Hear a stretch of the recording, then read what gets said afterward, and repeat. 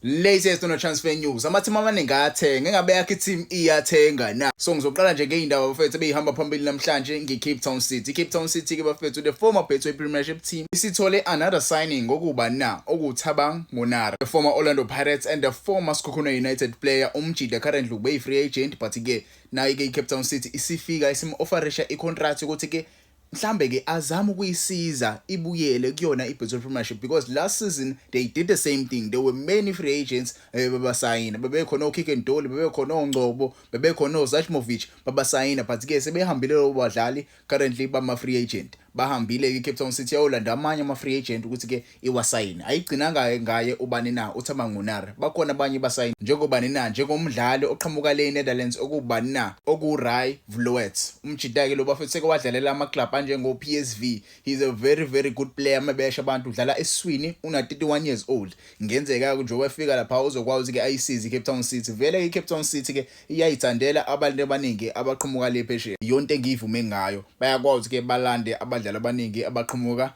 kulamazwe aphesheya but ke let's hope laba abadlali labo bazokwazi ke babasize babuyele ku Betway Premiership because le team le bafethu uma nje siba honest team le organized team ezazi izinto ukuthi nje bashawe into eyodwa nje abakwazi ukwenza ibusiness lokudayisa abakwazi ukudayisa mekumele badayise bayahluleka ukudayisa abadlali kahle ngendlela eorganized yabo badayisa bangacabanga ukuthi ke uma simdayisa lo mdlali lo ubani ozofika azokhava isikhala sakhe because if you remember they sold the Cupido after bedayisa uCupido yonke into yavele shabalala ku Cape Town City bayale ehlathini yabo but ke let's hope these signings azokwazi ke babuyise ku Betway Premiership. Kwezinye izindaba eziphumile ngisakubona nje amathima aseWestern Cape iStellies they are edging closer in signing uHappy Mashiane the former Kaizer Chiefs fullback but ke ngeke bagcine lapho bafuna ukusayina another player okubani na okuPromise Mkhuma umjida ke bafethu currently he is training with iStellies and bayam assessa ukuthi ke umdlalo kanjani engabe uzokwazi ayisize yini iStellies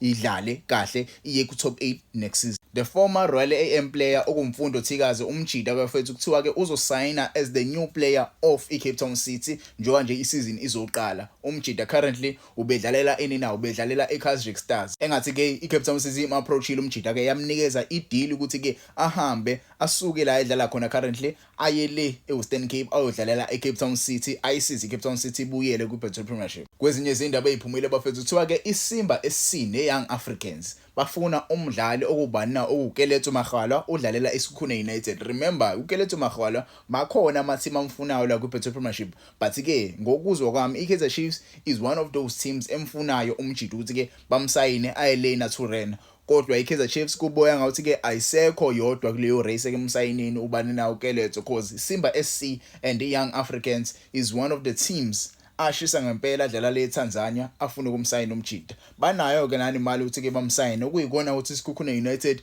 bazolalela yipi team abazovuma kuyona ukuthi ke bamdayisa umjida because akugcini lapho ukuthi ke umjida adayiswe kumele iSimba SC or Young Africans or iKaizer Chiefs imconvince umjida ukuthi ke kumele assign for their teams yabo so kuzoba nje ideal ebaleke kakhulu le so iSekhukhune United kumele senze sure ukuthi ke sithatha the best team for yena umjida because iminyaka vele nayo siyamshaya so kumele enze sure ukuthi ke i-team ayisayinelayo nje manje uyisayinela nje ukuthi ke uyoba i-club legend yakhona uyohlala nje kuze kuphela i-career yakhe. Kwezinye izindaba eziphumile namhlanje bafethu there are rumors circulating around regarding ubani na umbekezeli Mbokazi and iNapoli ke bafethu nyayazi ke le club le iclub yase-Italy edlalela abadlali abanjengo Scott McTominay abadlali abanjengo Kevin De Bruyne yabo kuthiwa ke iNapoli is one of those clubs emonitor isituation kaMbekezeli Mbokazi njengoba nje idlalela iChicago Fire SC. They were watching their games yabo they were watching bafana bebona ukudlala kwaMbekezeli Mbokazi oqhamukile ke namhlanje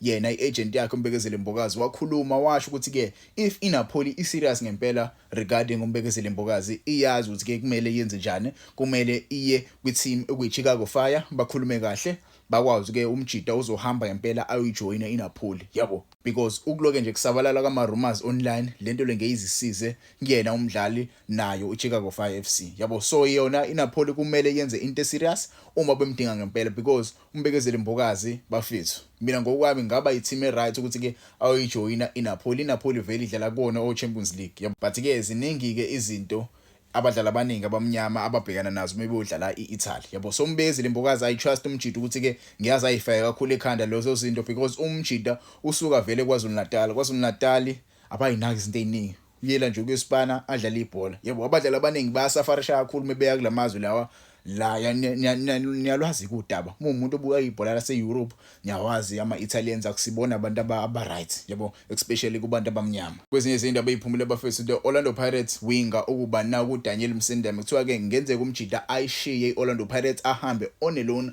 ayojoyina iScotland FC due to game time engayitholi kuOrlando Pirates. Kwezinye izindaba eziphumile bafethu kuthiwa ke iSwelele FC kuthiwa ke bayiwinile irace yokusayina iforward yeMarumo Gallants okuJason Clifford. Umjida ke is one of the best forwards akhona ku-Petro Premiership so far. Umjida udlale kahle kakhulu last season, so kuyangijabulisa ukumbona ethola i-move kuSwelele, but ke bekungaba ngcono ukuthi ke athole i-move kwi-team engconywana kuneSwelele. But ke anything can happen ku-Petro Premiership. Maybe asakhona ama-team asengamsayini asazi, but ke it's a good move for yena umjida. Let's hope uzofike asisize iSwelele sidlale. Kwezinye izindaba eziphumile, remember earlier on this week I did a video regarding iSkhukhune United ngisho ukuthi ke bamdedelile uDaniel Cardoso because i-contract yakhe expire abayirenewanga i-contract yakhe, but ke it looks like umjida basazomgcina because i-contract yakhe nje uyi-expire nje basazomnikeza enye i-contract umjida kuthiwa uzojoyina nje i-team kule pre-season le ajoyine as a new player. Imagine bazomnikeza nje i-contract santsha mase asayina umjida aqhubeka adlale for iSkhukhune. Indaba ezinhle lezi, but ke I think le season lazoyidlala kuzoba i-season yakhe yokugcina if they do give him i-contract.